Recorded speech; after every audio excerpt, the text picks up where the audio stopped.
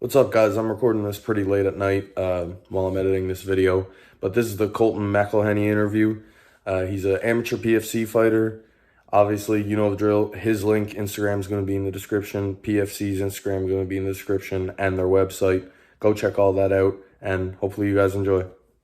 So, how and when did you start MMA? I started training Muay Thai and Jiu-Jitsu about 3 years ago now, and then before that I just wrestled since I was like 3 years old, all the way through like my junior year of high school. Oh, so you were wrestling from a young age. Yes. Ah. So what would you think, like, what would you say your base is? What do you think that you mostly, well, what started you in MMA as your greatest skill? Definitely wrestling. My Yeah. grappling. I picked up on Jiu-Jitsu a lot faster than my striking. My striking's pretty decent though, and it's getting better. Yeah, I was gonna say when I first saw you, I instantly started thinking jiu-jitsu, and then I found out that you're at the 10th planet in Beaumont. Yeah. Yeah. So did you start doing jiu-jitsu and then go into MMA, or did you start doing jiu-jitsu as a part of your MMA, as part of like your weapons? Yeah, as I started as part of it, I started jiu-jitsu and Muay Thai at the same time, knowing that I wanted to move into MMA. So, So you've always known that you wanted to go to MMA. yeah, pretty much. Cool.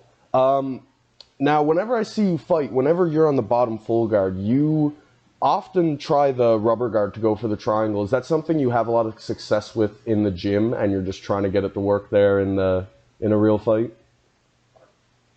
Yeah, it's like our gym's pretty rubber guard heavy. I don't really like being on bottom a whole lot. So, but it's one of my stronger places that can keep me safe from bottom at least. So Yeah. I'll go to rubber guard a lot. You'll get that triangle choke one day. I'm waiting for it. Yeah, I'll get one for sure. All right. My next question is that your second fight against Marsh, he ended up getting on your back, and that slam that you did against him, where you grabbed the back of his head and kind of pushed down as you went forward. A lot of weight to be standing up there. That'll get tiring. Oh, ooh! I'm not sure Wow. Is that a slam that you learned and trained, or did you just try some shit? Yeah, I kind of panicked, honestly. That was just like something that happened in the moment, and it was pretty stupid to really try it, but I tried it. It That's had a chance yeah. of it working though. I could like when it first hit, I didn't know the result of the fight before I had watched it. So when you slammed him down, I audibly gasped the first time I seen it. Yeah, I remember he felt like real high up there. I was like, let's just try this. But there's better things to go to. That was just kind of dumb mistakes on my part. Yeah. So, Speaking of that, where do you think are some of the places that you did go wrong in that fight, and what did it teach you? that fight, I just made like a bunch of technical errors, and I think that was just coming from not being that focused, I guess. I I remember so that fight, he went to sweep me, butterfly sweep me, and I had only basically been working my bottom game in jiu-jitsu that whole camp, and so when he went to sweep me, not that I definitely would have stopped it, but I didn't even really try to stop the sweep. I just like accepted bottom. I was like, all right, we'll work rubber guard from here, and that was a mistake. He ended up posturing out of it, and instead of taking side control, I decided to give my back, and then instead of just tripoding up and probably slipping out the back of that, I decided to stand all the way up.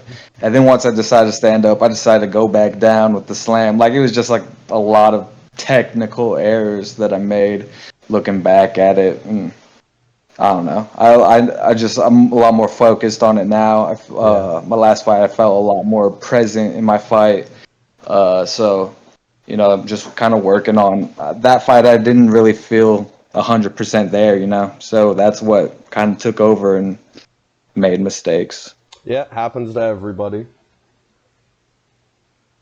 Um, so for your fights, when you first come out, you get pretty scrappy in those close exchanges. Do you have plans to keep the war going on there and just do that, or are you trying to work on your boxing fundamentals and really start become a technical striker? I would like to be more technical, but at the same time, that's kind of my attitude when I go out there. Like, let's get this going. For sure, I for know sure. I have a lot better cardio than a lot of these guys. I feel like so, and that's just always how I came out in wrestling too. Like, let's just get to it right away. I'm gonna put a pace on them, and hopefully, if I don't finish it, I'll break them down the line. Yeah, I was gonna ask that. With how fast you end fights, I assume you would trust your cardio to still go a full 3 or 5 round fight. Yeah, I've always had a pretty good cardio, so that's always a big focus during the camps as well. So just build that cardio. I know that I'm not gonna get that tired. My first fight, I did get very tired. I remember from a adrenaline dump, but for the most part, my cardio is like solid. Yeah. Um, so how long do you plan on staying? You're in the amateurs, right? I'm pretty sure. Yes, How long do you yes. plan to stay there? You trying to get a lot of experience here? Or you just trying to do your thing here and then get into professionals? Yeah, I want to get that experience. The original plan was probably like 10 fights. Amateur was what I was going for, but it kind of goes slower than I was expecting. I don't get a lot of fights. A lot of people back out of fights.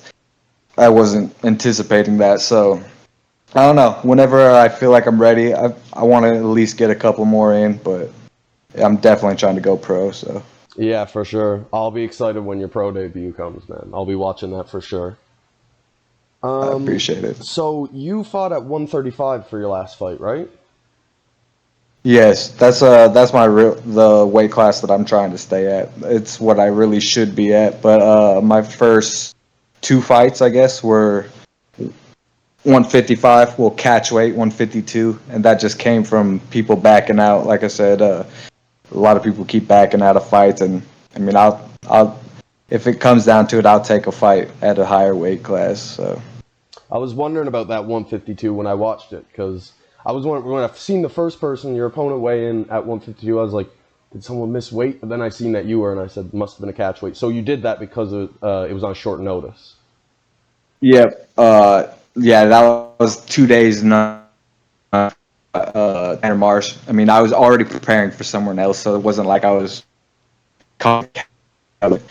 Uh, yeah, I backed out and he stepped up, so I was like, yeah, I'll go up and fight him at the catch weight. And I mean, I weighed in 3 pounds under the weight class for that one. So what's been the difference in the weight cuts from the well, the 152 was short notice, but you fought at 45 too, correct? No, I haven't fought at 45 Oh, yet. what My was first the? fight was at 55. So yeah, I just did 2 catch weights at like 52, I think. Oh, they were And then both besides at that, it's been 52. 45. So what's the weight cut been Yeah. like for cutting to 135? Like a normal weight cut, it's not that bad, not too brutal. I cut about 10 pounds water weight, Oh, that's pretty so good then. it's not too bad. You're a real good size for that division Yeah, too, like your I'm used height. to cutting weight from wrestling. So. What'd Yeah. you say, sir? I said you're a real good height for that division too. 5'10's pretty tall for that division. Yeah, yeah, I like it. Um, Uh, yeah, it just feels natural to me to be down low at so, 135. oh yeah, sorry. So you think you found your sweet spot there at 135? Yeah, for sure. We've talked about maybe when I go pro, I could go down to 25. I'm not sure how much of a benefit that would be. Uh, Yeah, I was I'm about thinking to. about staying at 30. Yeah, I was about to ask about if you'd ever do a cut to 25, and I suppose a bulk higher wouldn't be really worth it if you're got down to 35 to find your sweet spot there. Yeah, Yeah, for sure. Um, I could oh, probably make 25. We've talked about it. yeah. Realistically, yeah, if you're only cutting 10 pounds to make 35, you probably make 25 relatively easy. Yeah, for sure. Easy in the span of things, not easy in terms Yeah, of easy thing I mean it's regularly. never easy. It's never too easy, but Yeah. So, where do you think you're gonna go from here? I know you called out someone after your last win, so tell me a little bit about that. he's the one who backed out of the fight when I went to fight Tanner. What's his name? Reyes in Isnares or something. Yeah. He's the Cuban dude. He's their champ at 35. That's who I called out. Most I don't even really care about that belt. Mostly just I still want to fight him. Like that pisses me off that I put all that work in, trained for to fight him, and he backs out that close notice, says he got hurt. Whatever. I'm not saying he didn't, but I think he still needs to fight me. It's crazy, and like he didn't fight me. I go fight Tanner. I lose. His very next fight, he's fighting for the belt. So I don't know. I feel like that's who I want to fight. They also said one of the announcers on my last fight called out. I think it's his coach called out Ian Hibbs for me. Basically, he said that would be a good fight, and I've watched him fight. That'd be definitely a good I fight. think that's a great matchup, honestly. Yeah, I would like to fight him. I mean, I'll fight anybody in the division. If you're ranked higher than me, I want to fight you. Uh, but I mean, Reyes is the one who backed down. That's the one I'm most mad at. So that's the one I want to fight. Awesome. So you're in contention for that 35 amateur belt. You're up in those rankings? I was ranked in the top 10 last year when they did the rankings, and I hadn't even fought at 135 yet. Uh, So, uh, I mean, I don't know. If I don't deserve it, they don't got to give it to me, but I want to at least fight someone who's ranked higher than me, at least. yeah. The only reason I call out Reyes is because he backed out of that fight, not because Yeah. he's the champ or I think I deserve to fight for the belt. I don't give a shit about that belt. He's just the one I want to fight. I mean, I prepared to fight him, and then he backed out, so that pisses me off. Understandably, yeah. All right, last question. So, do you ride bulls, man? Yeah, I've rode some bulls. When I'm did you not start great. that? Uh, 3 4 years ago. I mean I'm not I don't rodeo or anything, but I Yeah. mean I'll get on some practice and mess around. It's a little bit too dangerous. I don't feel like you can't really be an MMA fighter and a bull rider. Yeah. So I kind of had to decide. All right, and one question I forgot to ask you earlier. So you've got that neck tattoo, right? The one that says Spaz, Yes, sir. and that's your Instagram handle too. Is there a meaning behind that name, or? That was just a nickname that I had when I was living in Montana. Uh, just a group of friends gave it to me. Kind of stuck. Everyone called me it, and now so I got it tattooed when I was like 18, and now no one really calls me Spaz anymore. But but I mean, it is what it is. Trying to bring So it yeah, back that's now. why. Yeah. All right, man. Thank you so much for doing this interview. Thanks for taking the time out your day. Yes, sir. And Thank you. it was really good. And yeah, that's all I really got to say. So thanks for watching this video, and I'll see you guys next time.